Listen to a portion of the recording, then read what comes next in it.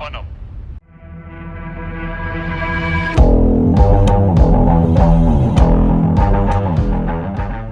Hai, halo semuanya. Kami dari kelompok 2 Etika Administrasi Publik. Nah, kebetulan kami berasal dari kelompok 2 dan kami akan melakukan wawancara terkait etika profesi polisi yang beranggotakan saya di Jodonan itu NPM 45. Saya, Raka Disya Rizky, 19051 Administrasi Publik UPN Veteran Jawa Timur. Saya Saudi Sotaslur, NPM 19005, mahasiswa jurusan Administrasi Publik UPN Veteran Jawa Timur. Pengertian etika profesi sendiri adalah sebuah sikap hidup yang bertujuan untuk memberikan pelayanan kepada seseorang yang sifatnya profesional. Nah, kebetulan kelompok 2 ini mengambil etika profesi pada kepolisian dan kita pada saat ini berada di Pusdik Brimob Watu Kosek Pasuruan. Yuk ikuti kegiatan kita. Ayo kita segera menuju ke kantor karena kita sudah membuat janji temu dengan Bapak Heri selaku Kepala Pendidikan di Pusdik Brimob ini. Nah, kebetulan beliau mengurusi khususnya pendidikan etika yang ada di sini. Yuk. Kita mau bertanya terkait etika profesi seorang polisi. Jadi, pertanyaan pertama itu bagaimana sih kewajiban seorang polisi dalam menjalankan profesinya? Untuk polisi sendiri dalam menjalankan profesi itu ada berbagai macam etikanya. Yang pertama ada etika kelembagaan, ya, itu sifatnya itu melembaga, jadi menyeluruh. Yang menjadi patokan apa etika itu? Yang pertama adalah pedoman hidup Polri. Pedoman hidup Polri itu adalah catur, pasal ulangi tribrata. Kemudian ada juga pedoman kerja. Juga pada saat anggota Polri itu dilantik, dia harus bersumpah, ya, harus bersumpah bahwa dia memegang teguh jabatan. Di sana disampaikan yang beragama Islam, atas nama Islam dan sebagainya. Jadi etika-etika ini setiap anggota Polri wajib dan harus, ya, harus dia melaksanakan etika-etika yang sudah ditetapkan, ya. Bisa juga etika kelembagaan. Jadi secara konstitusi Polri itu mempunyai suatu etika. Yang pertama mungkin bagaimana tata cara kehidupan di kepolisian. Kalau di orang-orang umum itu mungkin dengan menghormati polisi, tapi kalau di polisi dengan cara menghormat selamat pagi itu sudah beretika. Jadi banyak hal kalau kita uraikan masalah etika itu banyak sekali kaidah-kaidah yang harus dijalankan sebagai seorang anggota Polri. Ada etika kelembagaan, ada etika keorganisasian, ada etika juga secara pribadi. Bahkan di luar kesatrian juga kita mempunyai etika bagaimana kita bersosialisasi dengan masyarakat. Bahwa mau tidak mau, suka tidak suka, polisi itu menjadi public figure dilihat, ya sebagai penggerak lah. Seperti itu deh. Jadi kalau kita terangkan satu persatu, etika banyak, tetapi yang harus dilaksanakan ya minimal etika kelembagaan.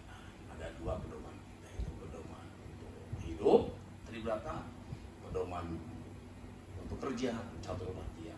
Bahkan catur prasetya sendiri itu merupakan kalau kita lihat dari sisi sejarahnya itu amanat dari Patih Gajah Mada, ya, kepada pasukan Bayangkara. Pada saat pasukan Bayangkara itu dikudeta oleh Rangkuti, Patih Gajah Mada menyampaikan 4 amanat kepada pasukan Bayangkara. Jadi mula-mula pasukan Bayangkara itu dibentuk, ya. Ada namanya Satya Prabu, setia kepada pimpinannya. Kemudian Ginyang Pratinya, ya. Kemudian Hanyakeun Musuh, Tan Satresna. Jadi di sana sudah mengkristalisasi bahwa polisi mempunyai etika. Banyak lagi etika, baik di dalam kehidupan di kesatrian, di luar kesatrian, maupun untuk pelayanan. Jadi, apa lagi nih? Ya, jadi yang kedua Pak, jadi kan seperti tadi dijelaskan ada etika antar sesama polisi juga, Iya. dan juga polisi kepada masyarakat. Iya. Kira-kira kalau bagaimana sih cara Polri itu sendiri membudayakan etika di lingkungan polisi, seperti kayak menyapa, membiasakan dengan etika yang hidup di polisi antar sesama polisi gitu. Untuk pertama kali, yang pertama dilakukan itu adalah etika budaya itu masuk dalam kurikulum. Jadi sudah ada pembelajarannya. Ini loh etika kelembagaan. Ini loh ada yang meninggal. Begini loh caranya. Ini loh cara menghormat dan sebagainya. Itu sudah diajarkan. Jadi, contohnya sudah diajarkan. Ya. Etika untuk kehidupan di kesatrian kita diajarkan namanya PUDD, ya, peraturan urusan dalam. Jadi bagaimana cara menghormat kepada senior. Siapa sih atasan itu? Atasan adalah orang yang lebih pangkatnya daripada kita, orang yang mempunyai jabatan lebih daripada kita, orang yang mempunyai umur kalau sama pangkatnya daripada kita. Setiap bawahan harus menghormat, itu etika. Walaupun adik muda misalnya ya, tapi pangkatnya lebih tinggi, etika saya menghormat selamat pagi. Itu etikanya. Itu secara PUDD, ya. Kemudian secara kedinasan, ya, bagaimana cara masuk ruangan, itu ada etikanya. Ketok dulu pintu kali, ya kan, tok tok tok tok tok, masuk sambil menghormat. Pagi dan izin menghadap. Nah itu tanpa disadari karena sudah masuk dalam kurikulum pendidikan, itu dilatihkan kepada siswa. Bagaimana dia masuk ruangan, bagaimana kalau mendahului pimpinan, bagaimana dia menghormati etika berkendaraan, ya, berkendaraan. Jadi jarang kalau anggota Polri ada atasannya, jarang. Lewat kelapa gidan, nggak boleh dengan bel, itu nggak boleh. Itu secara apa namanya ya,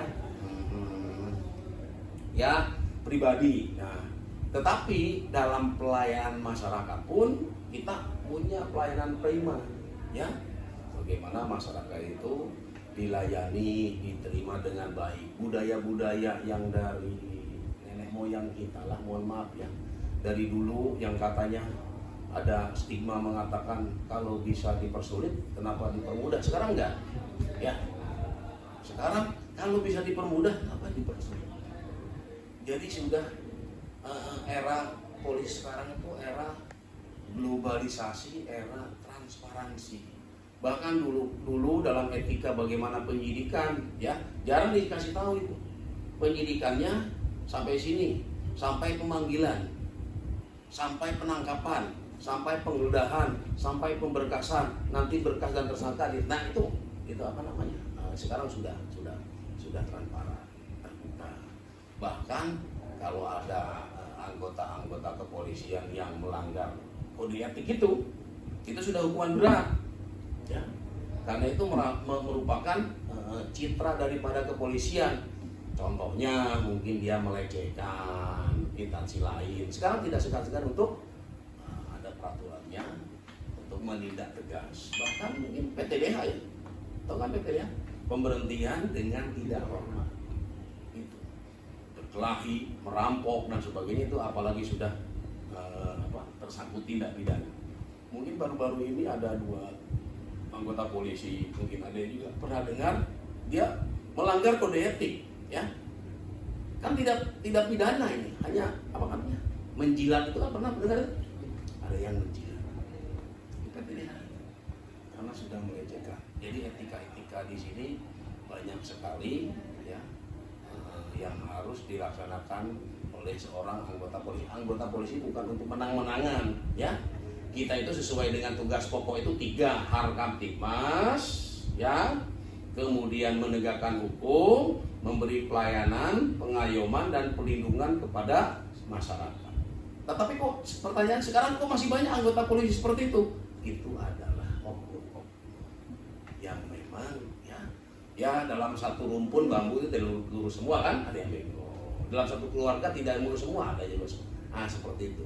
Apalagi sekarang anggotanya semakin banyak dan sebagainya, ya susah untuk mengontrol, ya, akhirnya kontrolnya ditegakkan. Itu deh. Ya. Lanjut. Iya, satu lagi Pak, ini terkait etika, apa sih kira-kira etika selain menyapa tadi sesama anggota polisi yang menjadi ciri khas dari polisi yang menunjukkan kalau oh ini loh, kalau polisi itu kayak gini.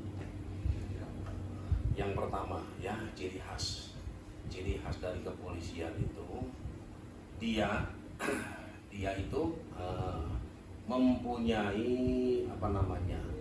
rasa empati, ya, dan merupakan suatu kehormatan, ya, jikalau ada orang yang sakit, ada orang yang mungkin kena musibah, apalagi ada yang orang meninggal, itu hukumnya itu di kode etik kita dia wajib, ya, kita datang itu wajib.